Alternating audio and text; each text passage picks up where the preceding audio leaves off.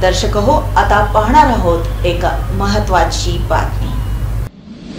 मराठा आरक्षणाच्या प्रश्नावर झालेल्या मोर्चे आंदोलनामध्ये शहरामध्ये नोंदले गेलेले 7 गुन्हे मागे घेण्यात आले असून जिल्ह्यातील 49 गुन्ह्यांवर कार्यवाही सुरू आहे।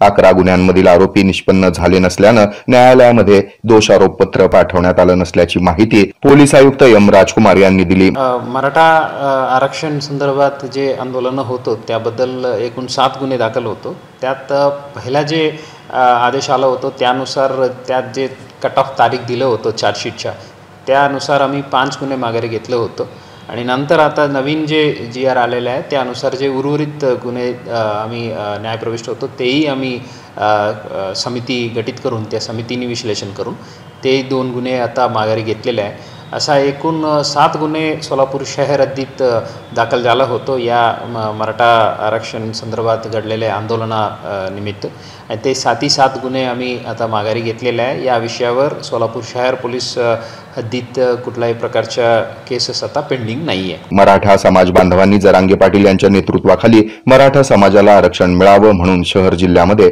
आंदोलन मोर्चे काढण्यात आले होते। या प्रकरणी सरकारी कामात अडथळा, सार्वजनिक मालमत्तेचं नुकसान, नियमांकडे दुर्लक्ष आदी प्रकारचे गुन्हे दाखल केले होते। हे गुन्हे मागे घेण्याचा अधिकार राज्य शासनाला आहे। सप्टेंबर महिन्यामध्ये जरांगे पाटील यांनी मुंबईतील आंदोलनाच्या वेळी मराठा आंदोलकांवरील गुन्हे माघारी घेण्याची मागणी केली होती। शासनाने निर्णय काढून दाखल गुन्हे मागे घेण्यास सकारात्मकता दर्शवली होती। त्यानुसार शहर आणि ग्रामीण मधील मराठा समाजावरील नोंदवलेले गुन्हे माघारी घेण्यास सुरुवात केल्याचं यावेळी पोलीस आयुक्त एम राजकुमार म्हणाले।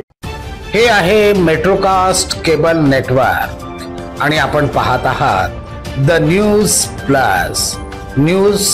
प्लस बरच काही।